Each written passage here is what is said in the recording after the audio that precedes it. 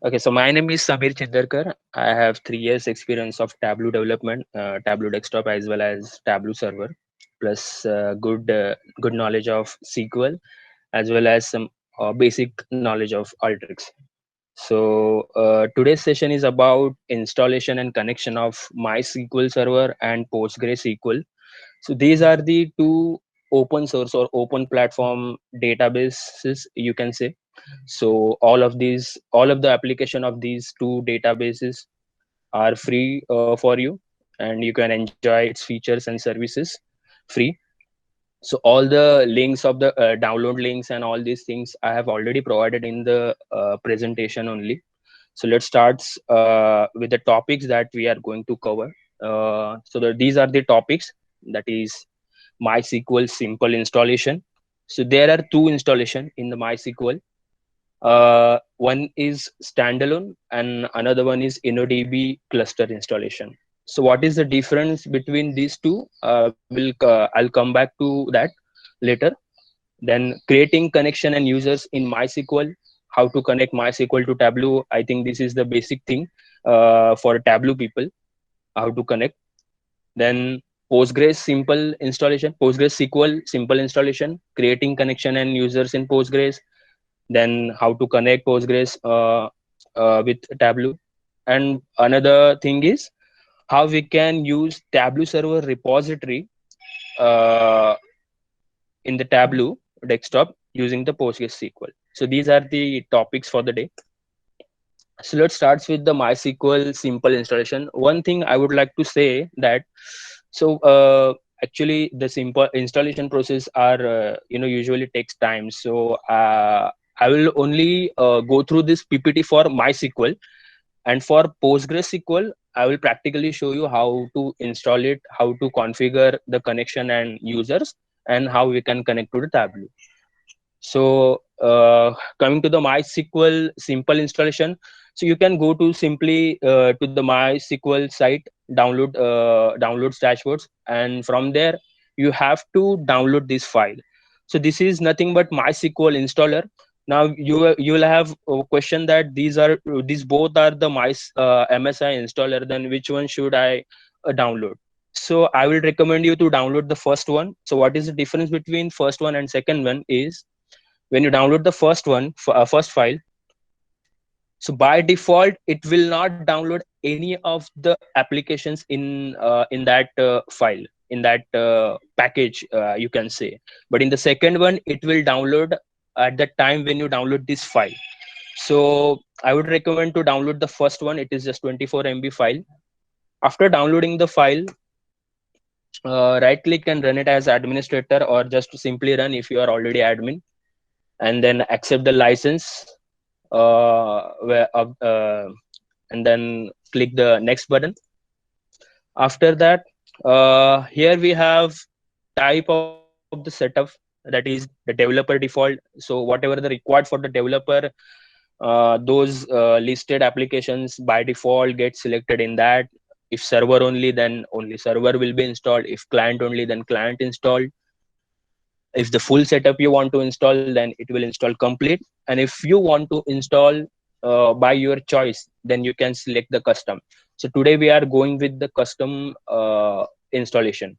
So I have selected the custom. In the bottom you can see, click the next button.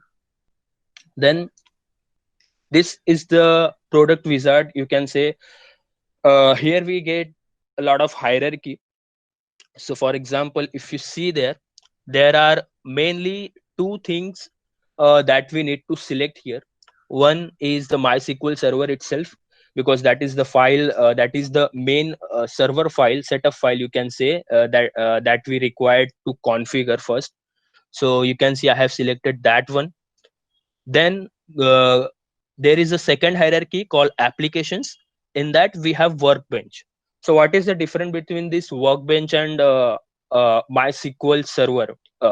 So MySQL server is basically the database only, where your all the executions are happening. But the Workbench is the place where you execute the SQL. Basically it is the graphical user interface.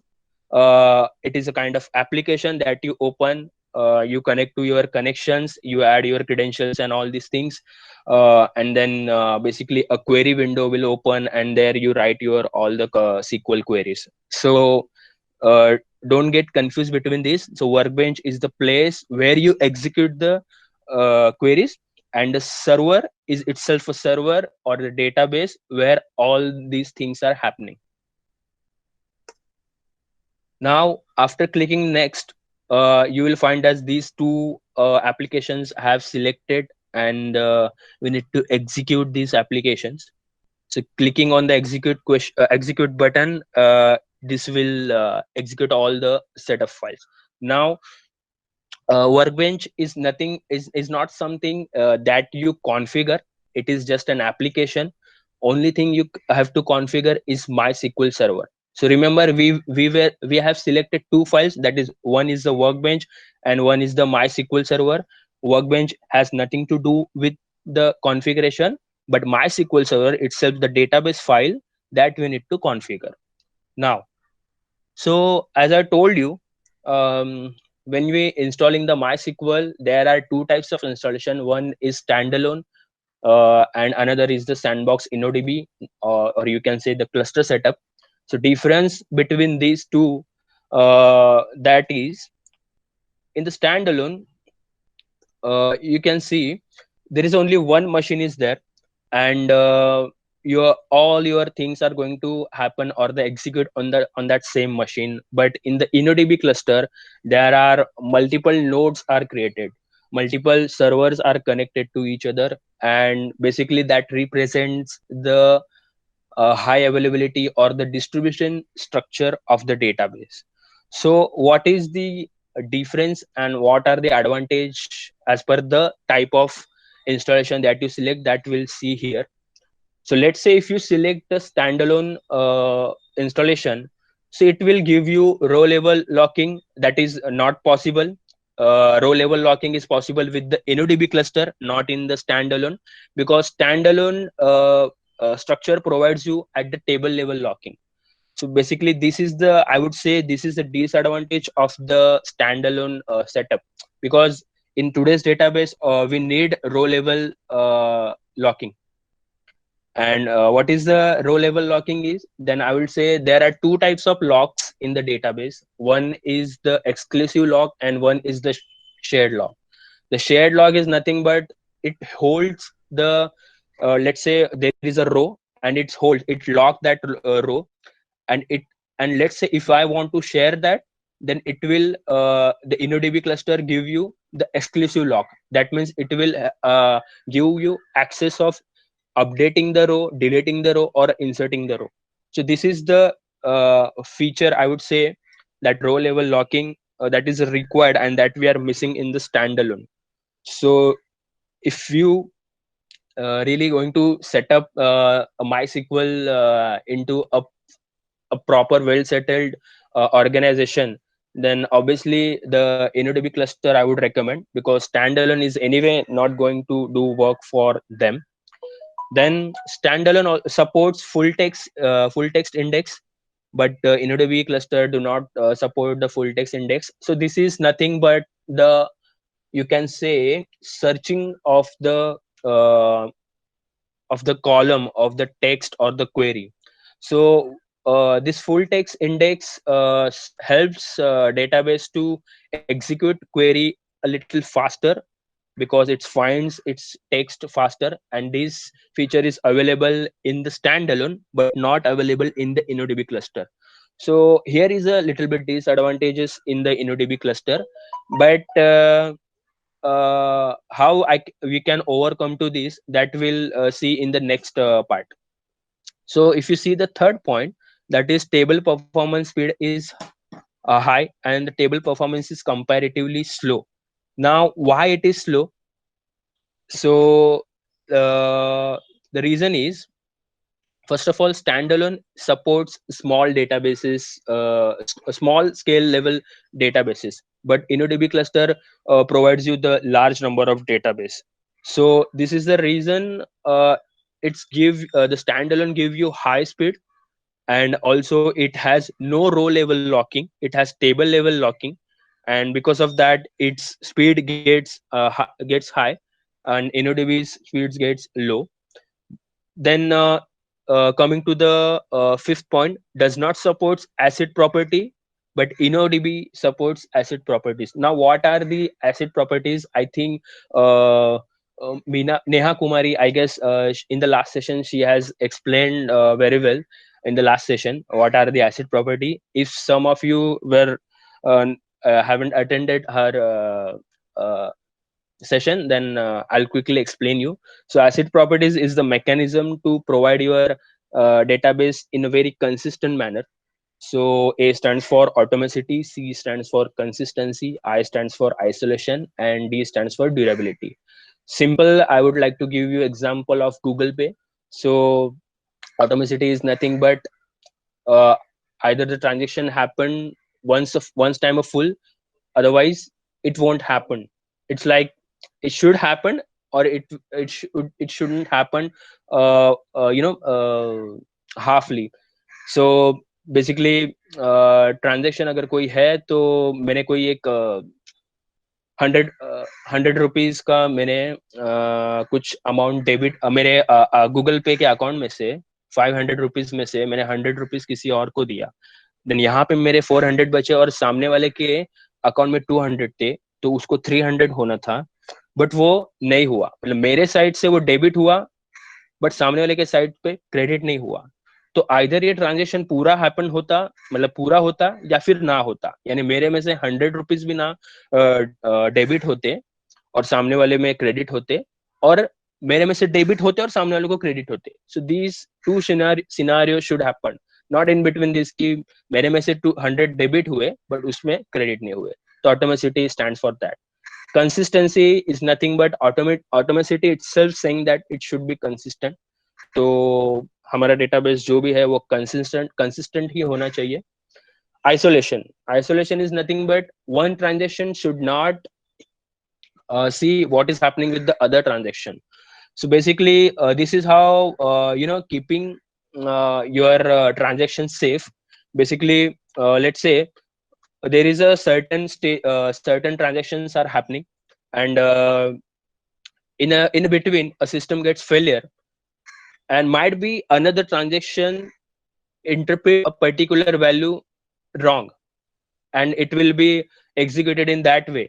So जो wrong value है वो हमारे system में present हो जाएगी, जो कि हम लोग को गलत then interpretation या फिर information मिलेगा। So that's why isolation is important. So जब तक एक transaction complete होके memory में commit नहीं हो जाता, other transaction should not able to read that value. So this is how you can do the isolation of your transactions. And durability is obviously always your database should be reachable, high availability should be there.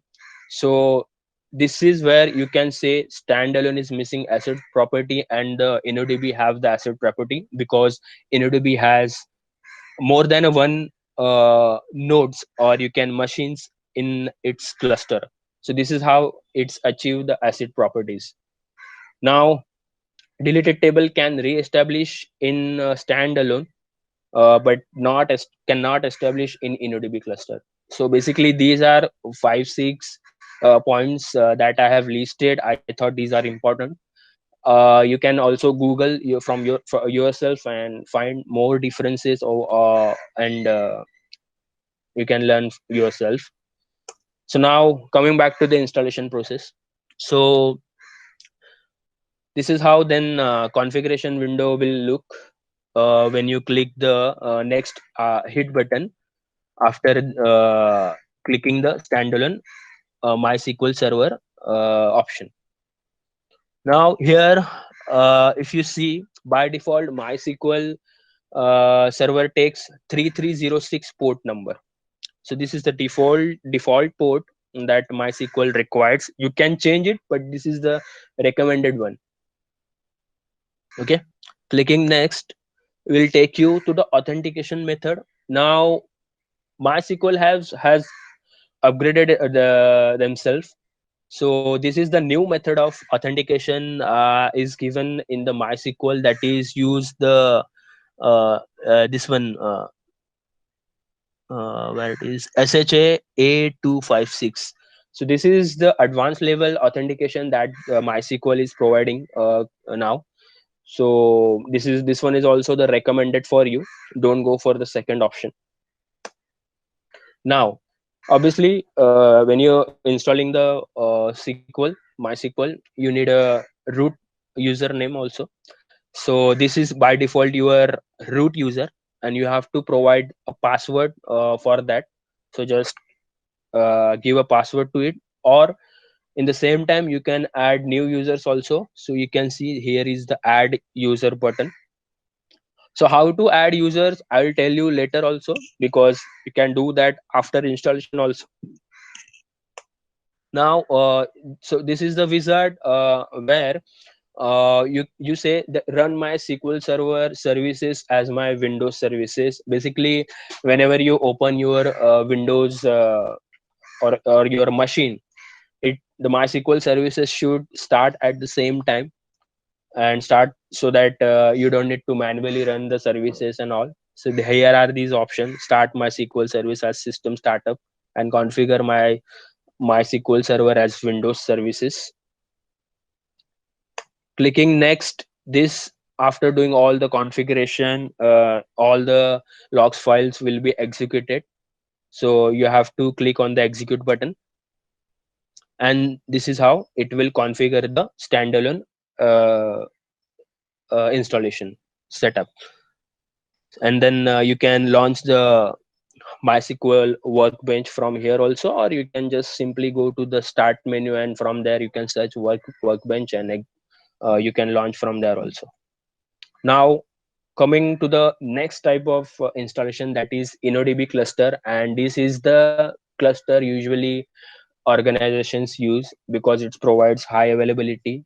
Let's say if one of the server gets failed, and the transactions that is happening are very important for any of the organization, obviously, and it should be executed on the time it's happened. For that they need InnoDB cluster setup. So this is the recommended one when you are going for the final production.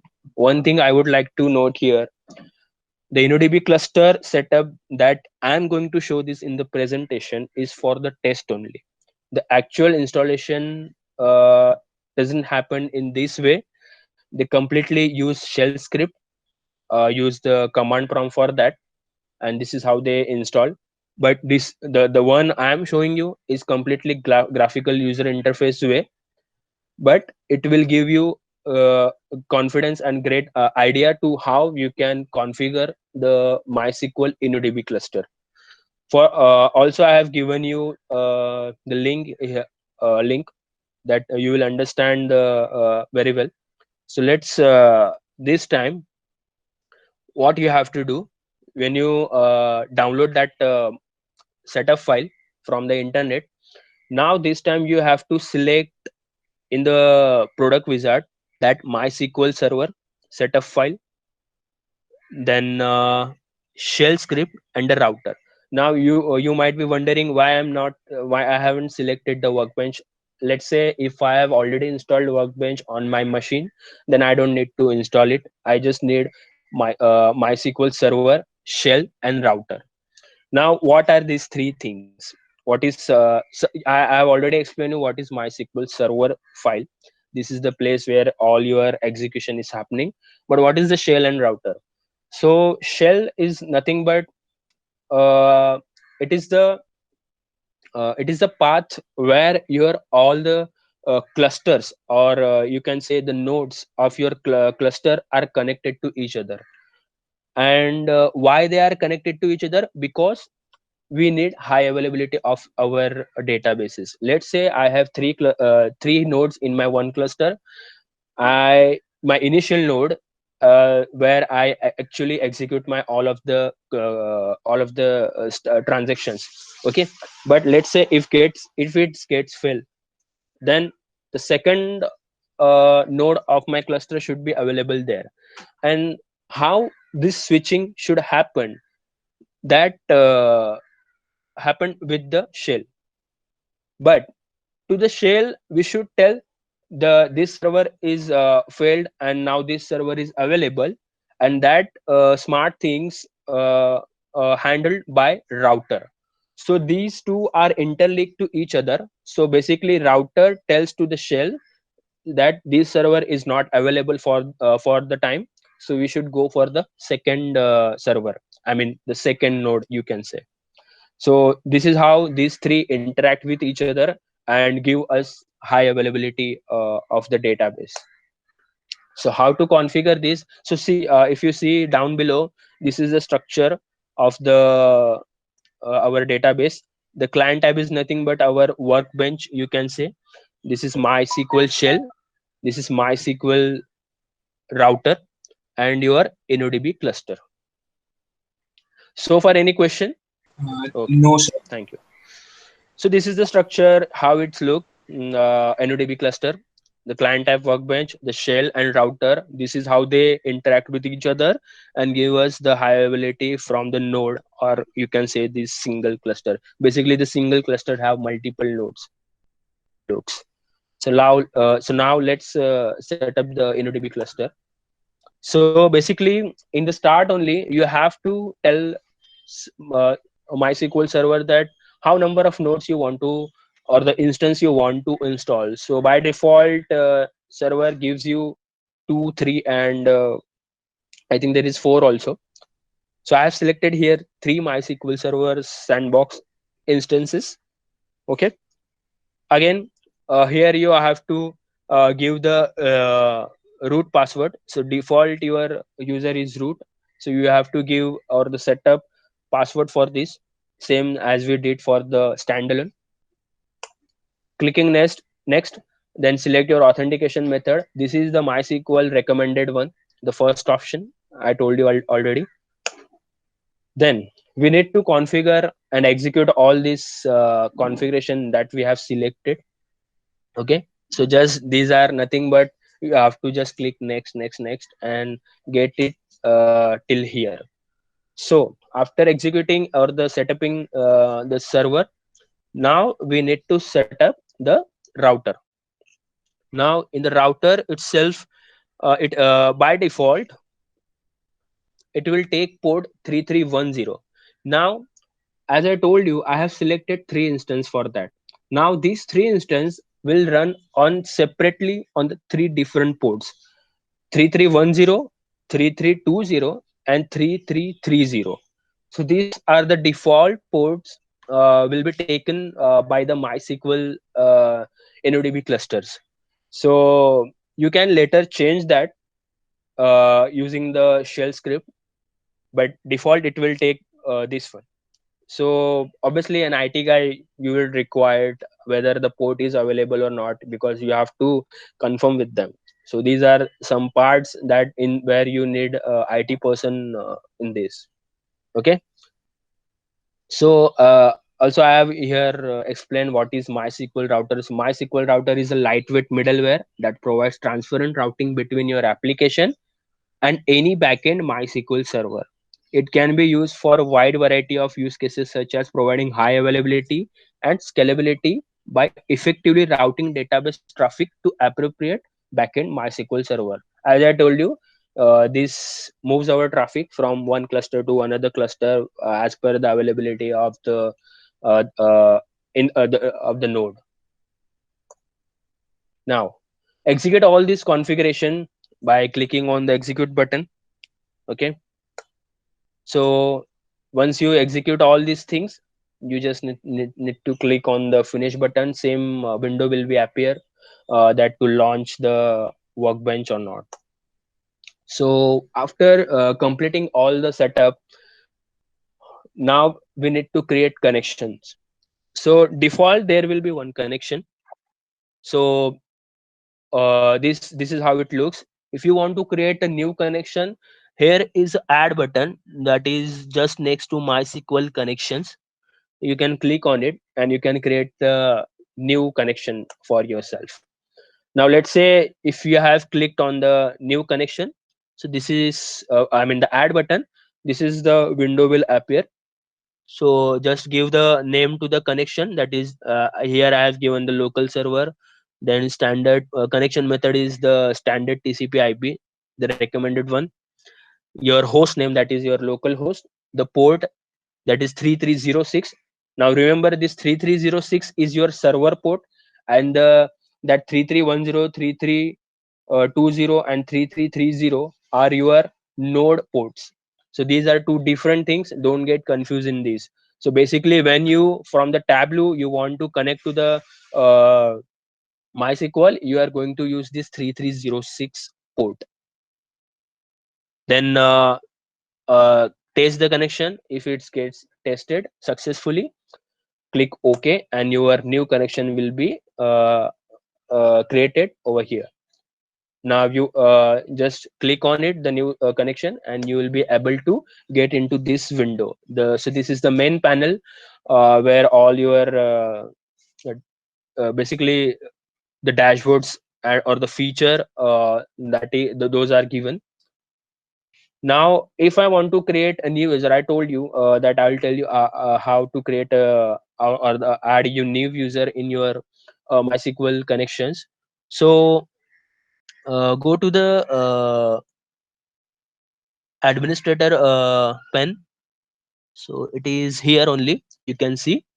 Click on the user and privileges, so it is here. And after that, this window will appear.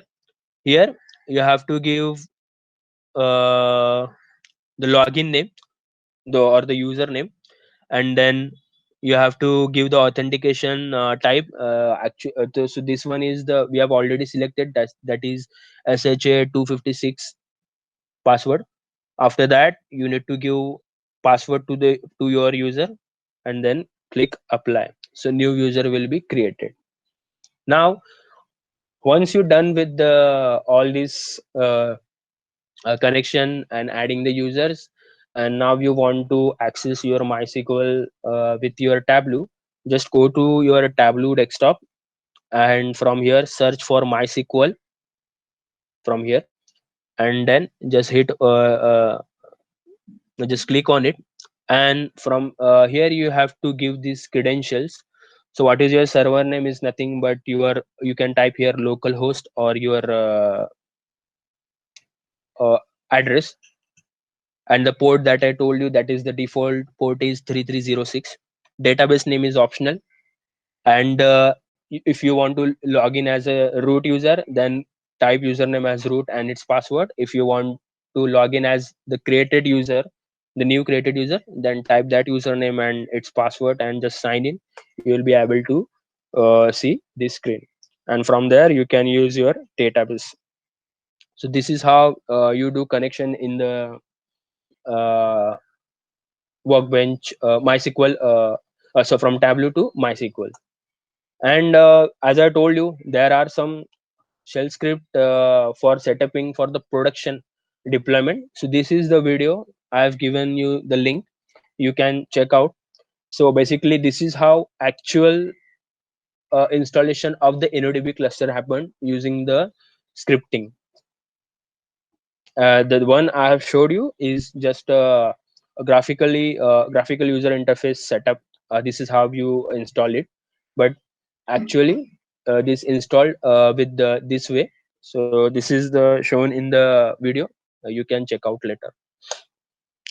Now how you can install Postgre SQL and connection, how to add user, and how you can use Tableau repository using the PostgreSQL in the Tableau desktop. We'll cover this topic. So as I told you, I'm going to show you this live or the practically. So for that, you need to you need a setup file. I've already given the download link here. So this is the download link for PostgreSQL, and this is my PostgreSQL setup. So you just have to right click, run as administrator. So Postgres is also a open source database. So everything is available on the internet and it is free. So nothing to do with the licensing and all these things. So this is the setup startup. a window. So from here you have to click next. If you see there is no license related things, then this will by default install to this path. All your directory and the database related files will be saved at this path. Now if you see here, there are four applications that we need to configure here. One is Postgres server itself, pgadmin 4, stack builder, and command line tool. So I'll explain you what is Postgres SQL Server and pgadmin and command line tool. So Postgres SQL Server is nothing but itself your database where all your things are going to happen, all your queries are going to be executed. pgadmin 4 is nothing but just if I compare it with the MySQL server, it is the workbench of the Postgres SQL. So this is basically pgadmin 4. That is a workbench, you can say, where you will execute your commands. You can configure all your things. You can add user there, and many things are there available. We can come back to that later. So just click next. Make sure you have selected all these things, and then click next. Again, this will show you these are the things, data directory. Now again, when you create the Postgres, so when you are installing it, obviously you need a root user. So here Postgres call it Postgres. So this is the username. Remember the username, that is Postgres. Just give a password for that. So here I'm giving Postgres at 123. Postgres at 123. Okay. So I've given the password to my Postgres user. Now this is the default port that PostgreSQL uses. For MySQL, default port was 3360 was default for MySQL. So similarly for Postgres, it is 5432. Now select the language.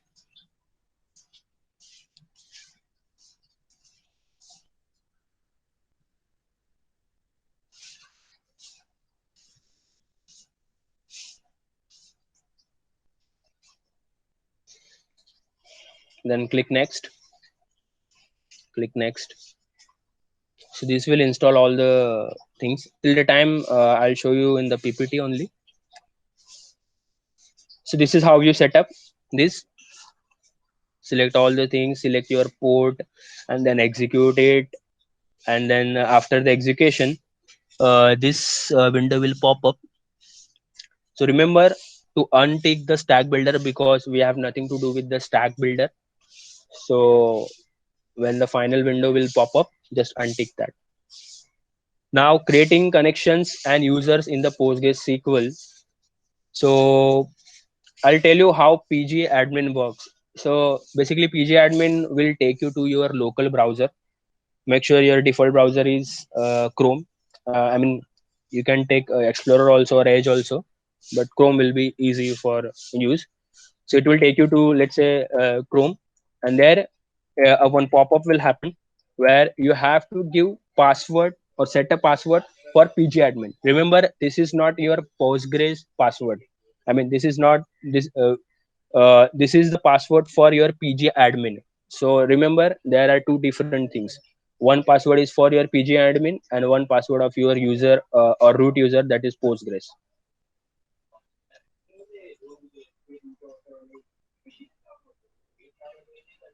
So this will take time, at least 10 minutes. Now, once you select set the password for your page, that is your pgadmin 4 page, and another pop-up will come to the screen. This time you have to give your PostgreSQL or password. So that is your root password. Okay. So this is the second pop-up. Okay, where you have to give your Postgres username password. Once you give that,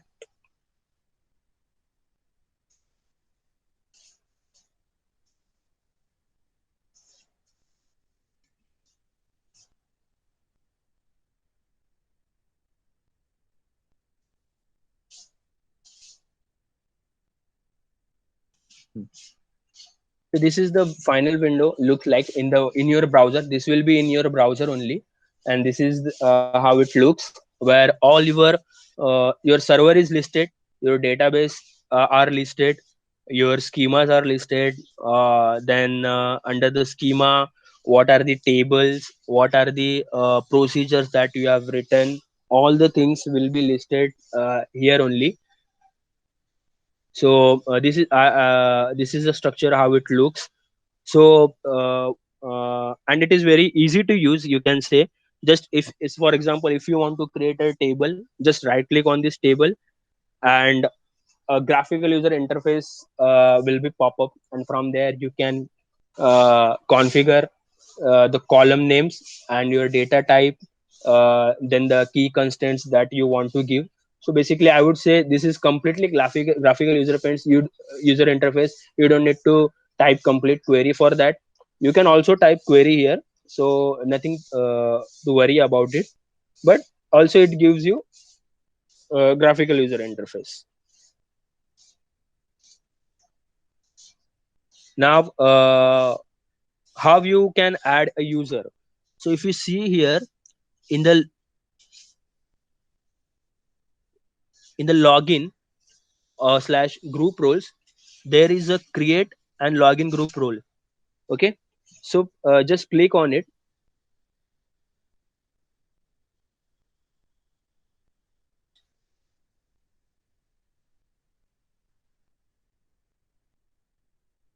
Just click on it, and this pop up will happen. Will pop up. So here you give the name of your user and password. Okay, and privileges, when can log in, is it a super user, create roles and create database roles, update catalogs. All these things are options are there. So if you want to create another super user, basically you can do that from there only, and you can give all the access there only. So you don't need to depend on every time on the Postgres or the root user of that SQL. Okay, after adding that user, just simply come back to the Tableau and then search for the PostgreSQL. There you have to give these credentials, that is your server, or you can just simply type your local host. Then database name, here it is compulsory, this is not optional. Then authentication type, user and password. Your username will be your root user or any other user that you have created in the Postgres, and just simply sign in. Once you sign in, you will be able to see your all your databases. So this is how you do connection to the Postgres. Now another thing that Tableau provide, I mean Tableau people might aware about these, that in the Tableau we call it repository, where all our databases and workbooks and basically each and every log, you can say, is stored in the Tableau repository. Now suppose as an working in an organization, if I want to find how many people are using not efficiently but oftenly seeing the reports, because I have already spent some money for the Tableau, and if people are not using my reports timely, then I should ask them. I can ask them why you people are not using these reports, and how I can find how many people are watching the reports how many times. And for that I need that database, obviously. So by default Tableau uses Postgre database as its a repository database. So basically to store its database, a repository database, Tableau uses the Postgres. Now how you can access that repository? So basically what you have to do, you just log into your Tableau server. To your machine, you just have to go to your machine. Make sure you are the admin user, otherwise you will not be able to do this. What you have to do, you have to execute this query. So this is the TSM query. This is nothing but this will give access to your repository from your Tableau server. So what is that command? TSM data access repository access space enable hyphen repository hyphen username read only. Now remember, read only is the username given.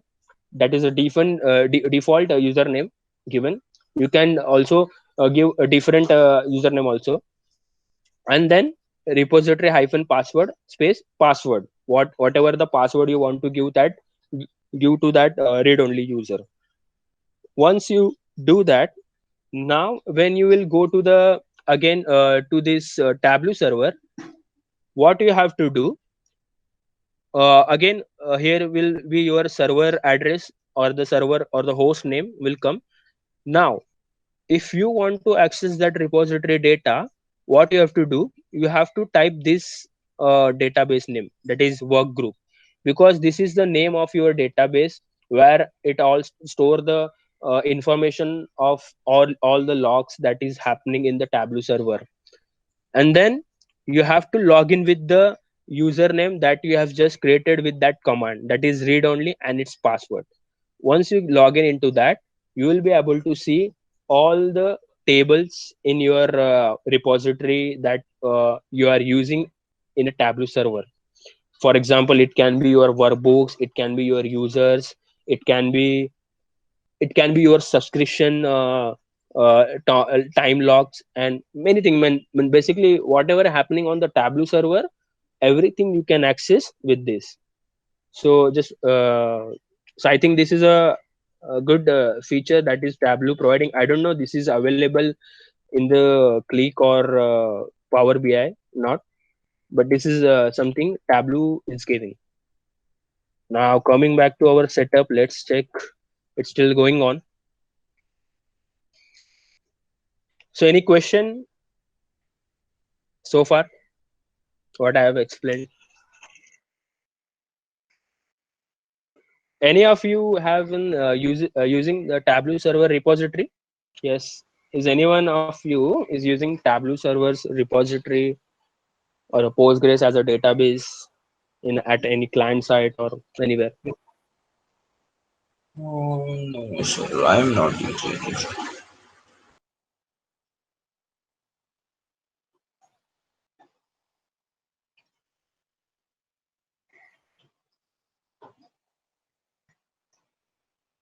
So remember that we have to untick the stack builder that I told you, and then just click on the finish.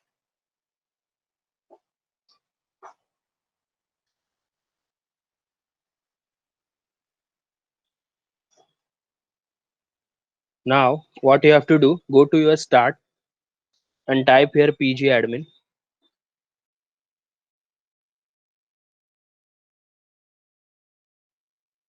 If you couldn't find pgadmin here, then what you can do is you can search for the uh, Postgre PostgreSQL directory.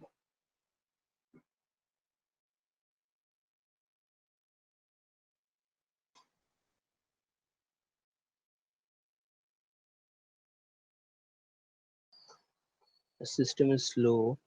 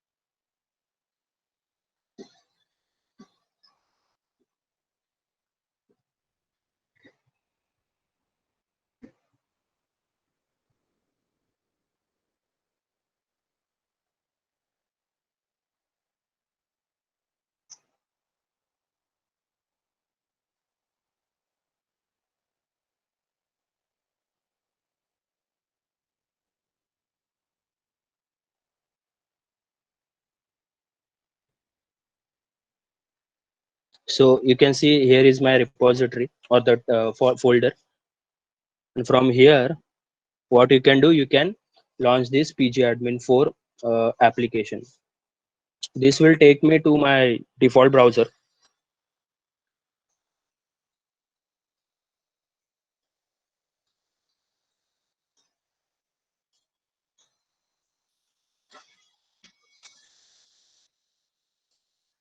Okay, something wrong happened because morning only I have uninstalled the pgadmin. No Might be problem. No problem. some of the files are there, or might be some are missing. Let's try one more time. Otherwise, we'll close the session.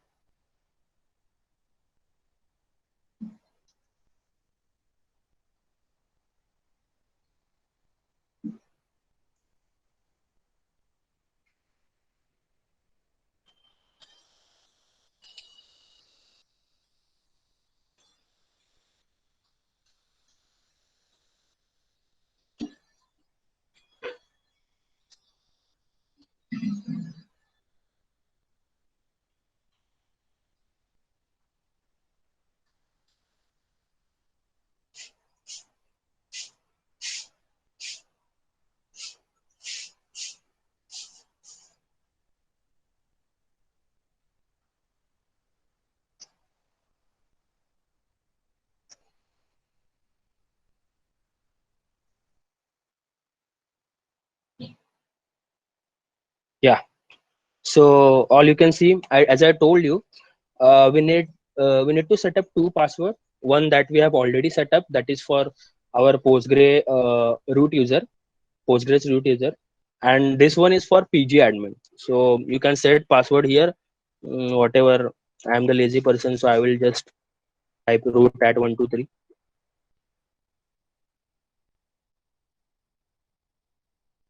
Okay. So whenever every time you are say incorrect master password, this is required to unlock, save password, and reconnect to database server. Please enter your master password.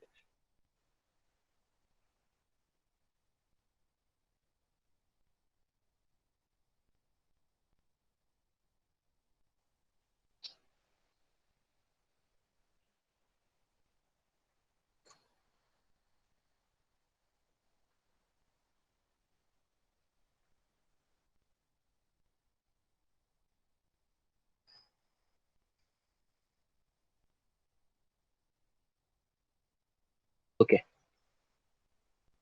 So we are in now, and as I told you, all the things will be listed here only. Please enter the password for Postgres. And again, it will ask for your Postgres user password. So here this time you have to give your Postgres username password.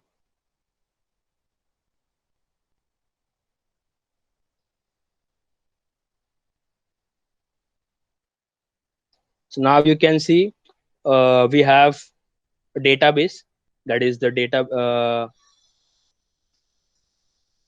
that is Postgres. Okay.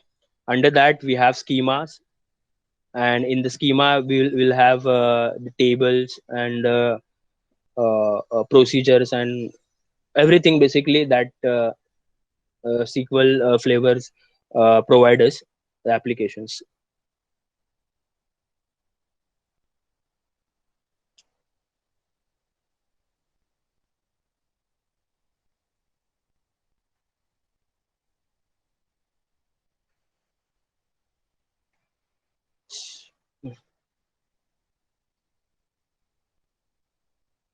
So as I told you, under the login and group roles, you can create a new user. Just right click and click, and from create, just go to the login group role.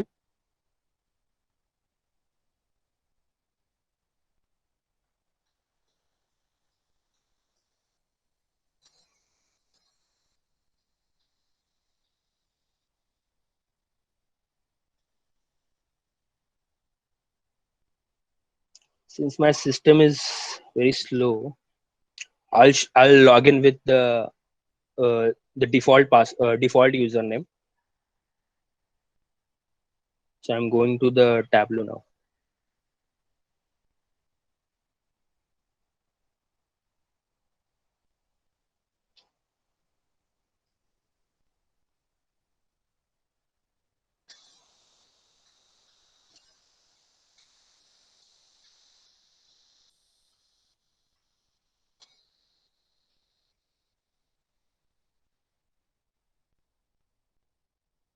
So this is Samir. That is, I am going to create the user password. Let's say Samir at 123.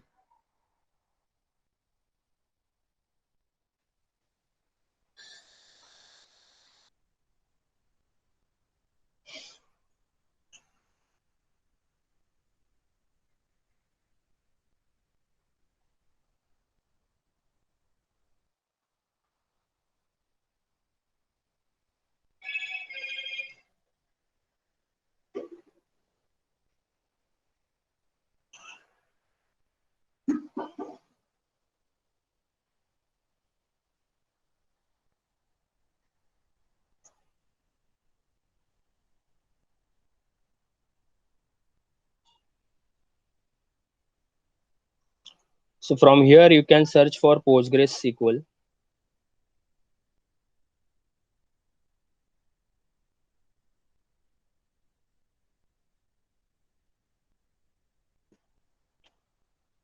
Simply just as I told you, localhost will be my server name, or you can just type 127.0.0.1.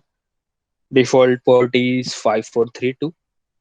Database, now this HR database was there when I installed that first time, but now I have second time installed, so that database is not available. So I will use this default database, Postgres.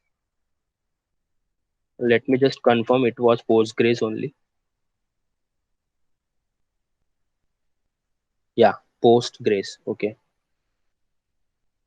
And then Postgres was my username also. Similar. Then I have to give the password for that. That is Postgres at 123, and just hit the sign in.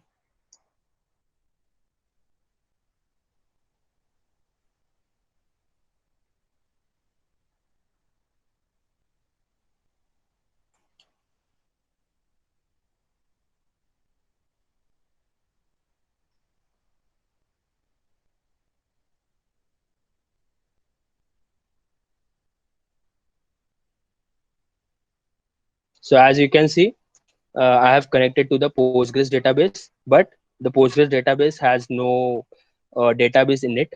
So uh, that's why you are not able to see any table in that. If you want me to, let me just add one table. Let's see how it will take time. How much? Just right click on the table, create table.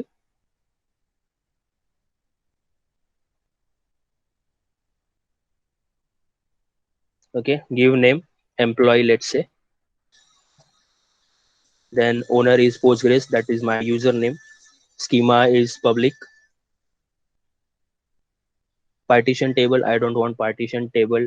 If I want to add columns, I can go here and just click on this add button. Here I have to give the field name. Let's say employee id, amp id. Now it is id, I want it to be a number, then I will select data type, uh, the type that I want. So here will be the list of your data types. So once you mention all the columns and click the save, you will be able to see the number the list of in the list of table, you will be able to see your new table. Okay, then clicking next, employee name, and I that after that,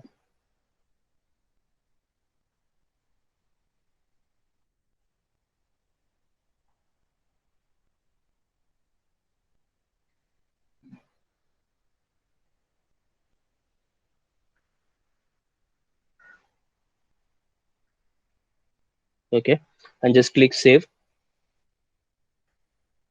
So you can see here we have a new table here. Now if I want to do any scripting with this, let's say delete, insert script or select script, I can do that here only. So it will automatically create a select the insert script for me. Here I just need to give I the details,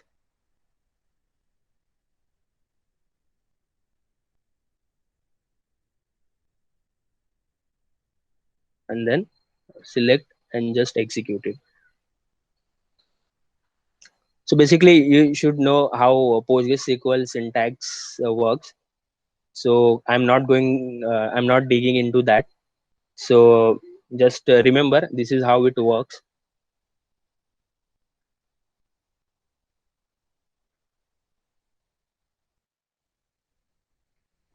Hi, Samir. How much time it is going to take? Yeah, it is completed, ma'am. It is done. Oh, Done, ma'am, done. I think I have covered all the topics. hmm.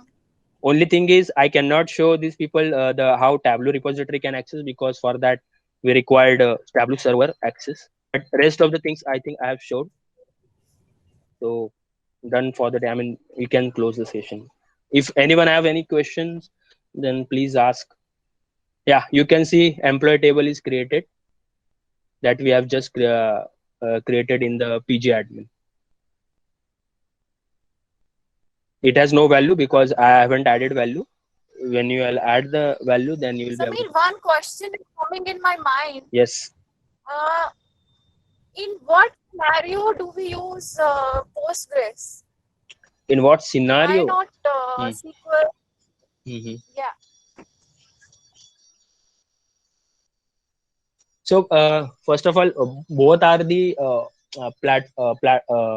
open source language, so that advantage of the Postgres also. But if you ask me to use Postgres, I think good option is MySQL only, not Postgres, because MySQL gives you better, multi-node structure also. But in Postgres, we don't have multi-node structure, so that is a disadvantage in the Postgres. I would say, but it's give you overall all the features that SQL has. That is writing procedure and all these things, and it is very easy to use. It's give you a workbench. Basically, it's workbench that is PG admin, and that is very user friendly. So that is the advantage of Postgres, you can say. I think Postgres is used just in the initial phases when you're getting started with database. Yes, exactly, you Yeah, can say that. But in the end, what you can say, each and every database are using their standard SQL only. So exactly. only they are changing some of the you can say syntax, and each and every database has its own disadvantage also. For example, I'll tell you, in MySQL, Microsoft SQL Server, when you are connecting to the Tableau, it's give you problem when you are using make that function in Tableau. So that is not, you cannot use in that, but you can use that in MySQL and or in the Postgres. So here are there means some advantage and disadvantage of each and every databases. So it's depend on us how we how we can deal with that. Any other question?